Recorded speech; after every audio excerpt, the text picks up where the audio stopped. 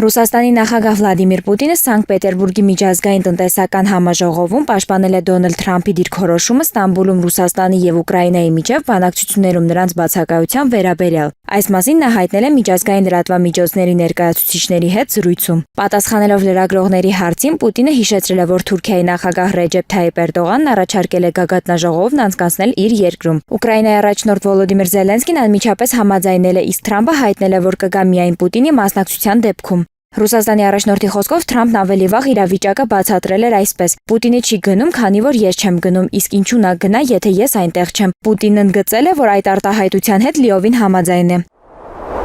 Ռուսաստանի Դաշնության համար պահանջված են Ուկրաինայի հակամարտությունը խաղաղ ճանապարհով կարգավորելու Միացյալ Նահանգների ջանքերը։ Այս մասին Սանկտ Պետերբուրգի միջազգային տնտեսական համաժողովի շրջանակում հայտնել է Ռուսաստանի Դաշնության նախագահի մամուլի քարտուղար Դմիտրի Պեսկովը։ Նա հիշեցրել է, որ Ռուսաստանի Դաշնության նախագահ Վլադիմիր Պուտինի խոսքերն այն մասին, որ Ռուսաստանի Դաշնության համար նախընտրելի է քաղաքական դիվանագիտական մեթոդներով նպատակներին հասնելը։ Կրեմլի ներկայացուցիչը հավելել է, որ Պուտինը բարձր է գնահատում Միացյալ Նահանգների նախագահ Դոնալդ Թրամփի պատրաստակամությունը օգնելու ուկրաինական ճգնաժամի կարգավորմանը։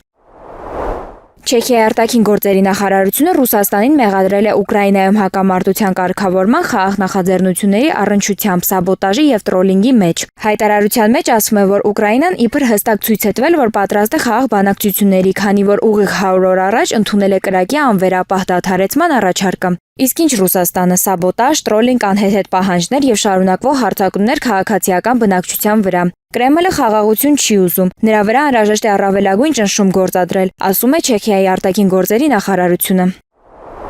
Արևմուտքը ապակառուցողական դեր է խաղում Իսրայելի եւ Իրանի միջև հակամարտությունում։ Այս մասին հայտնել է Ռուսաստանի արտաքին գործերի նախարարության պաշտոնական ներկայացուցիչ Մարիա Զախարովան։ Այսօր Իսրայելի պաշտպանության բանակի մամուլի ծառայությունից հայտնել էին, որ հրեական պետության ռազմաօդային ուժերը մի շարք հարվածներ են հասցնում Իրանի մայրաքաղաքին եւ Իսլամական Հանրապետության այլ շրջաններին։